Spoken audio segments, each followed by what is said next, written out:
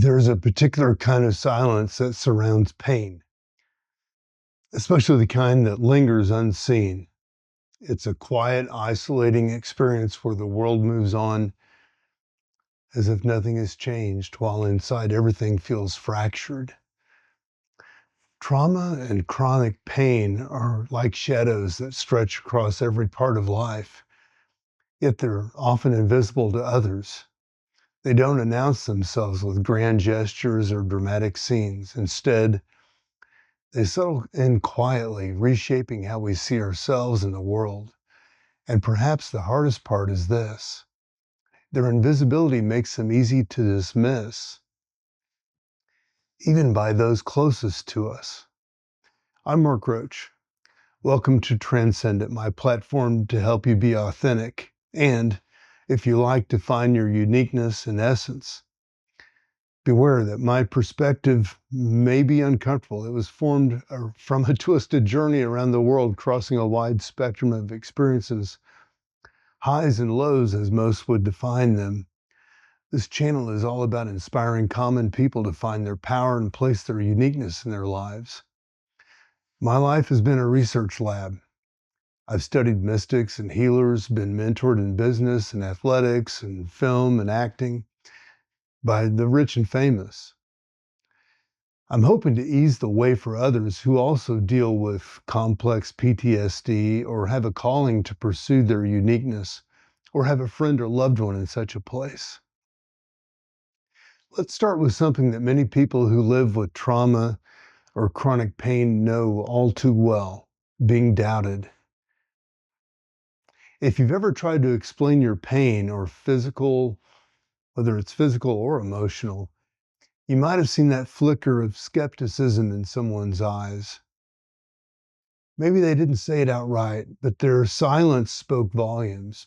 Pain that isn't visible is often treated as if it isn't real.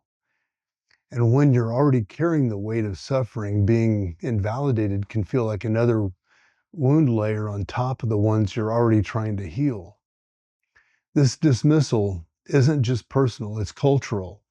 We live in a society obsessed with appearances, where strength is measured by how well we hide our struggles and where success is defined by how quickly we can bounce back. From an early age, we're taught to focus on what we can achieve or acquire rather than what we truly need at our core. There's little room for vulnerability in this equation. So when trauma or chronic pain enters the picture, it's no wonder that so many of us feel unprepared to face it head on. Instead of confronting these experiences, we're often tempted to numb them, to distract ourselves with work, entertainment, or even substances that promise temporary relief. But healing doesn't come from avoidance, it comes from engagement. And that process is anything but linear. Healing is messy. It doesn't follow a straight path or adhere to anyone's timeline.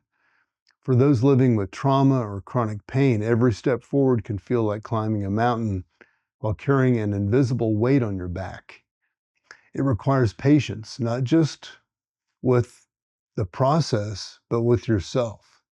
It demands self-awareness, the ability to tune into your own needs without waiting for someone else's permission or validation. But here's where things get complicated. Healing doesn't happen in isolation. It's typically influenced by the resources available to us, financially, socially, emotionally, and by the systems we navigate every day. Accessing care can feel like yet another battle when treatments are expensive or hard to find, and when those providing the care may not fully understand the complexities of our trauma-related pain.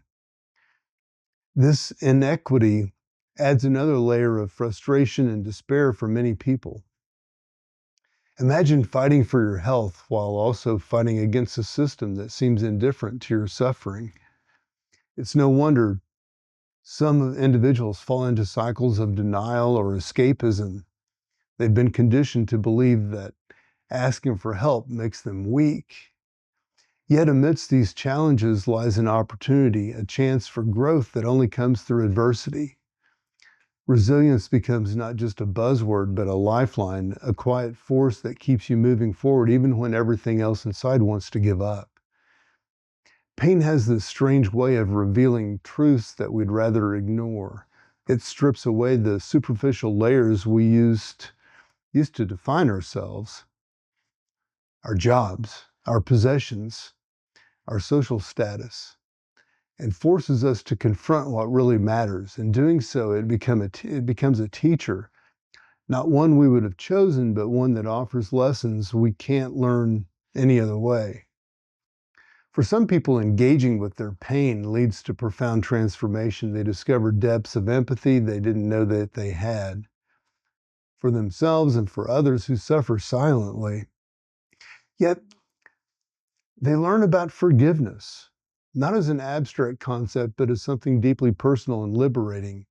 And they find grace, not in spite of their struggles, but because of them. This isn't about romanticizing suffering. It's about recognizing its potential as a catalyst for change when approached mindfully and with support. Pain doesn't have to define us, but it can refine us if we let it in. One of the most liberating realizations on this journey is understanding that you don't have to prove your pain to anyone else. Not through words, not through actions, not through visible signs of struggle. You don't owe anyone an explanation for what you're going through or how you choose to cope with it. This shift in perspective allows people to reclaim their agency, to redefine their relationship with pain in ways that prioritize their well-being over others' opinions or expectations. But what would it take for our culture as a whole to support this kind of healing?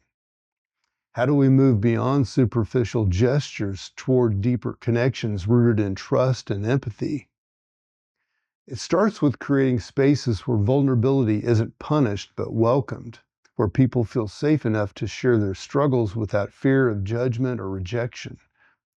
This requires more than just good intentions. It demands action, whether that means advocating for better health care access or changing societal norms that equate vulnerability with weakness. We also need more guides, people who've walked this path themselves, to help others navigate their own journeys toward healing.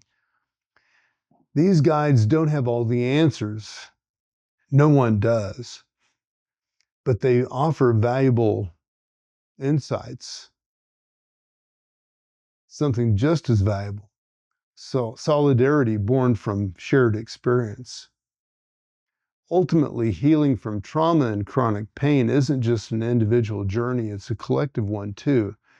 A reminder that our lives are interconnected in ways we often overlook until hardship brings them into focus. So, where do we go from here?